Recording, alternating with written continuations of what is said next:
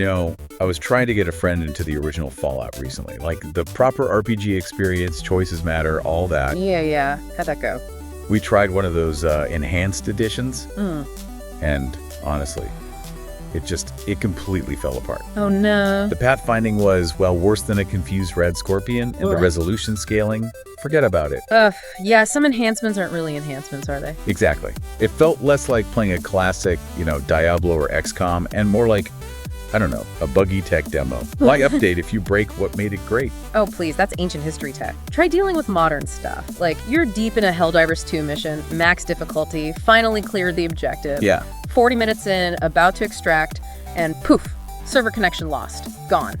All of it. Ooh, that hurts. Or like when Cyberpunk 2077 first dropped, characters T-posing, cars spawning inside buildings, falling through the map. It's not just a bug, it's like a full-on immersion demolition doobie. Okay, fair point. And don't get me started on paying $60-70 for a game that then tries to nickel and dime you for basic stuff.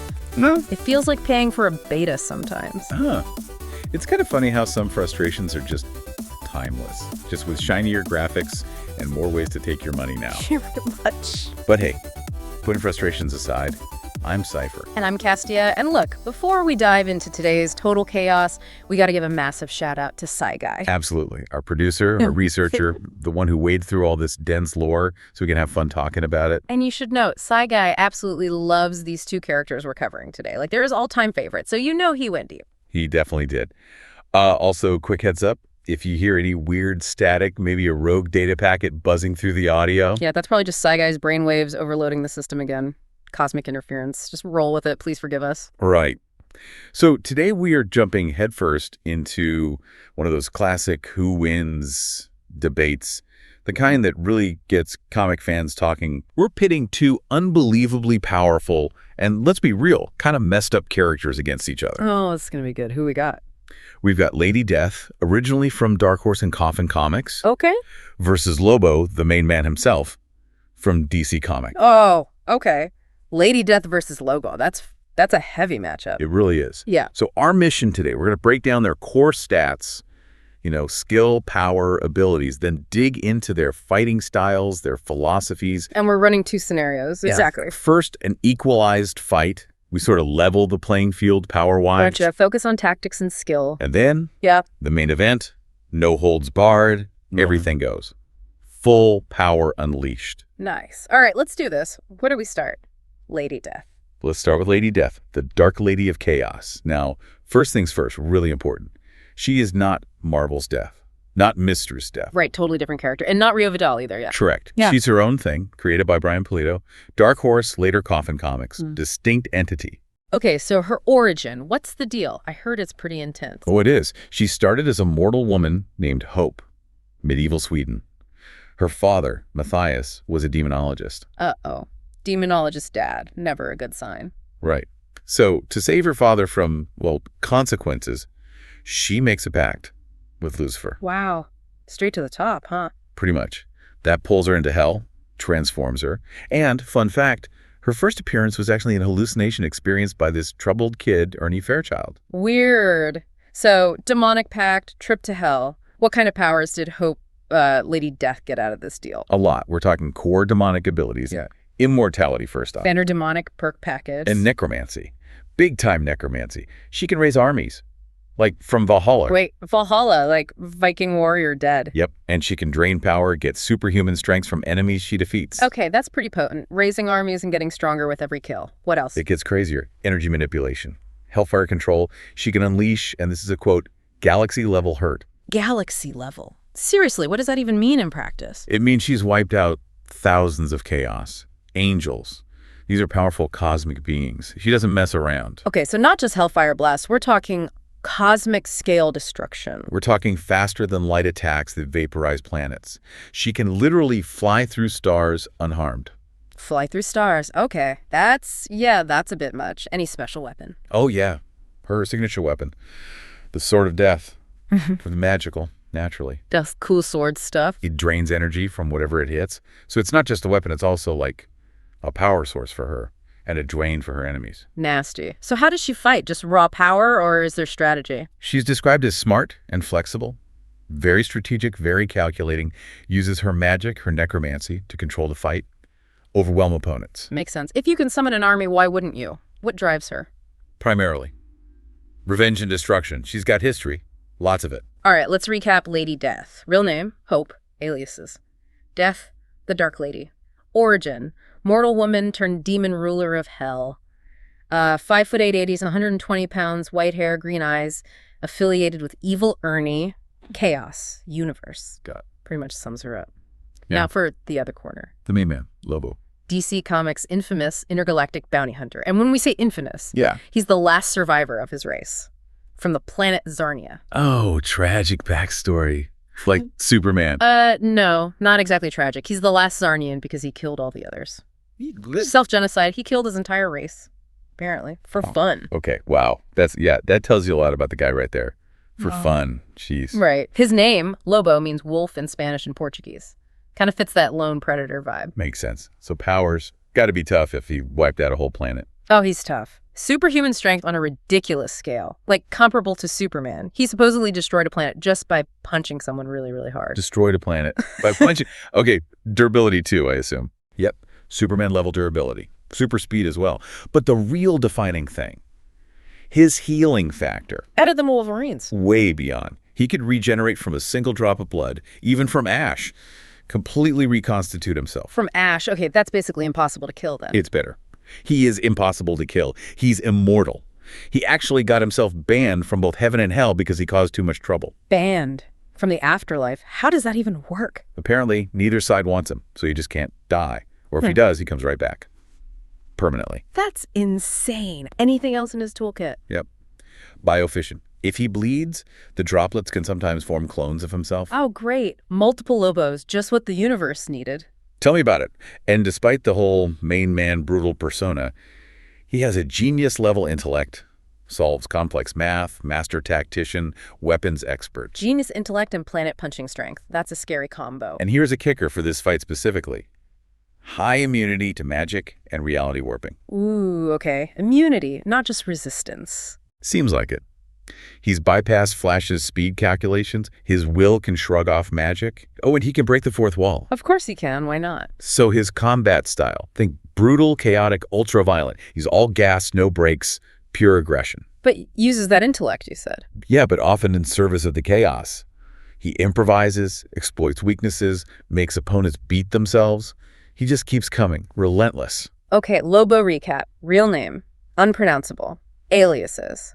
The main man, the last Sarnian. Origin, last survivor by his own hand. Big guy, 6'4", fresh from 305 pounds. Black hair, red eyes usually. Bounty hunter. And former archbishop of the Triple Fish God. Don't ask. It's a long story. I bet. Okay, so we know the players. Let's get to the first fight. Equalized footing. Right. Scenario 1. Equalized combat assessment. We scale everything. Skill, power abilities, all brought to a comparable level. Equal mana pools, energy sources, attack effects scaled. So it's less about who has the bigger numbers on paper. Exactly. It's about how they apply what they have. Tactics, combat philosophy, mental game. Right. Who uses their scaled abilities better? Okay, so this really pits their core concepts against each other, doesn't it? Lady Death is the dark mage, the necromancer archetype, magic, undead armies, strategy. Right. And Lobo is the pure brawler, the weapons master. Raw, physical power, insane toughness, improvisation. It's like classic magic versus might, or maybe brains versus brawn, but both are actually smart in different ways. Precisely. So how do their signature abilities interact when scaled? Lady Death's hellfire, her necromancy, her destructive magic versus Lobo's scaled physical power and regeneration. That healing factor is still huge, even scaled, right? Hard to put him down. True, but here's the crucial point, I think. Lady Death's Sword of Death. It drains energy. So even if his durability is high... If that drain effect is scaled properly, it bypasses raw toughness. It directly saps his energy reserves. That's a direct counter to regeneration and even that biofission cloning. Right, because healing takes energy. If she's constantly draining him faster than he regenerates... He could potentially be overwhelmed, plus she can use her necromancy, her armies, as distractions, control the battlefield. Yeah, Lobo's tough, but fighting endless hordes while being constantly weakened, that's a tough spot even for him. And think about their styles. Lady Death is strategic. Ruler of Hell thinks things through. She'll use illusions, diversions, calculated attacks. Whereas Lobo's just going to charge in, right? All gas, no brakes, overwhelmed with pure force. He'll use his intelligence to find openings, exploit weaknesses, definitely. But in an equalized fight, he might not have the raw, overwhelming power advantage he usually relies on. Her strategic approach might be better suited here. And the magic systems being equalized, that probably helps her more, right? Since magic is her main thing. It makes her soul manipulation, energy draining, illusions incredibly potent. Lobo's immunity is scaled too, so it's not absolute here. But her variety of magical attacks gives her more options. Okay. So the verdict for the equalized battle. I think in this specific balanced scenario, Lady Death probably takes it. Her strategic mind, the sheer variety of her magic, and especially that energy-draining sword. It feels like she has the tools to outmaneuver Lobo's direct, albeit clever, aggression when their power levels are artificially matched. Her flexibility is key. Makes sense. The sword is a big factor when regeneration is involved. Okay, interesting first round. Just a reminder, folks, the Deep Dive drops new deep dives weekly. Yeah, if you love debates about gaming, hypothetical nerd battles like this one, and way more, make sure you're subscribed to the channel. All right, gloves off. Time for the main event, Battle 2, no holds barred. This is it, full power. Everything they've ever done in the comics is fair game. No scaling, no equalization. Exactly, absolute power unleashed. So let's look at Lady Death first, completely unfettered. Okay, we already heard she's galaxy level. How powerful does she actually get? Cosmic entity level. She led uprisings against the Lords of Hell, won, and became the ruler. She's canonically defeated beings on the level of Odin. Odin, like Norse god Odin. No. That Odin. Her power scaling puts her way up there, destroying stars, causing galaxy-level explosions. That's her playground. So those FTL planet-busting attacks are real. Absolutely. She's taken on and beaten huge numbers of extremely powerful beings. She is, without exaggeration, a universe-level threat when she cuts loose. And the necromancy, still raising armies. Vast armies. Dead humans, resurrected warriors from Valhalla, endless troops. Plus, she has genuine reality warping abilities tied to her cosmic status, reshaping realms, destroying planets. It's all on the table. Okay, that's terrifyingly powerful. A walking apocalypse, like you said. Pretty much. But then there's Lobo, unrestrained. The main man letting loose, what does that look like? Unparalleled chaos. We mentioned the physical feats, punching out cities, slamming people into stars, Superman-level toughness, surviving suns, black holes. Yeah, the physical stuff is nuts, but it's the immortality. It's the absolute immortality regeneration. Regenerating from blood, from ash, and crucially, being banned from heaven and hell. Meaning nobody can claim his soul, he just comes back, no matter what. Exactly. Even a ruler of hell like Lady Death can't permanently put him down or keep him in her realm. He's conceptually unkillable in that sense. But Lady Death has reality warping, galaxy-level magic. Surely that trumps regeneration. Normally, maybe. But here's the absolute game changer for Lobo in a no-holds-barred fight. His explicit immunity to magic and reality warping. Ah, we talked about that, but at full power, it's absolute immunity. That's how it's often portrayed. It's not just resistance. It's like a fundamental aspect of his being. His sheer will can apparently negate god-level magic and spells. So Lady Death's main weapons, her hellfire, necromancy, energy drain, reality warping. Largely useless against him. It's like throwing water at a duck, Yeah. but on a cosmic scale. Her core advantages just don't work on Lobo. Wow. Okay. That completely changes the fight, doesn't it? Completely. He still has that genius intellect to find weaknesses too, and that fourth wall awareness. Remember, he canonically killed the entire DC universe once. Yeah, that's conceptually terrifying. So you put it all together. No holds barred. Who wins? It has to be Lobo, right? Lady Death's power is immense, maybe even higher destructive output in some ways. Possibly. But Lobo's specific immunity to her entire power set, and the fact that he literally cannot be kept dead, even by hell itself, that just counters everything she brings to the table. That's the conclusion, yeah. Yeah. In a no holds barred fight, Lobo's unique combination of insane durability, regeneration, immortality, and especially that magic reality warping immunity makes him the decisive victor. Her powers just hit a brick wall. Wild. What a contrast between the two scenarios. Okay, that was intense. Definitely. But hey, let's lighten things up a bit. Time for some fun facts and trivia about these two. Psyguy dug up some gems. Let's start with Lady Death. Okay, what weirdness does she have hiding, besides the whole pact with Lucifer thing? Well, her original Chaos comics run had this really twisted romance with evil Ernie. Oh, yeah. She apparently promised him love forever if he killed every single person on Earth for her. Wow. Healthy relationship goals right there. What else? She was a huge icon in the 90s bad girl comic trend.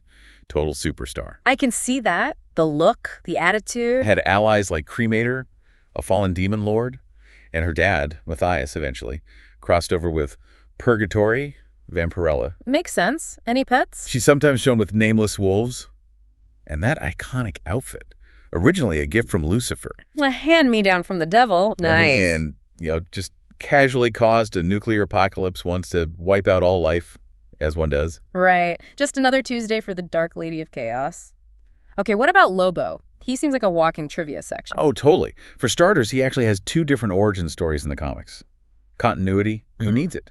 Typical Lobo. His hair color sometimes changes depending on the artist. Sometimes it's specifically called Sepulture Black. Ooh, edgy. But here's the weirdest one, maybe. He has a massive soft spot for space dolphins. Space dolphins? Seriously, the guy who committed genocide. Sentient, telepathic space dolphins. He protects them fiercely. Go figure. Okay, that's amazing. What else? We know he got kicked out of heaven and hell. Yep. He's teamed up with or fought basically everyone. Superman, Batman, in another reality, Guy Gardner. Any romance. Besides the space dolphins, I mean. Apparently I had a recent weird thing with Harley Quinn. Also involved with Supergirl and a character named Empress at different times. The main man's got game, apparently. And he's a dad, has a daughter, Crush. She's actually on the Teen Titans. No way. Lobo's daughter is a teen titan. That's hilarious. And remember the fish god thing? Vaguely. The archbishop title. Yeah, he became the pope of the first celestial church of the triple fish god, then immediately killed the god because it preached nonviolence. Of course he did. That is peak Lobo right there. His catchphrase, Bastich. Apparently a mix of bastard and bitch. Clever in its own way. Charming. And the final metafact. Lobo was created specifically as a parody, a satire of all those super violent anti-heroes that were huge in the 80s, like Wolverine and Punisher. Huh. So he started as a joke and then just became the ultimate version of it. Pretty much. Okay, so that was a whirlwind tour of 2 incredibly destructive, complex characters. Yeah, my brain feels a little scrambled after all that power scaling and trivia. So it brings us to a final thought, something for you to chew on. We talked a lot about immunity, about cosmic power. Right.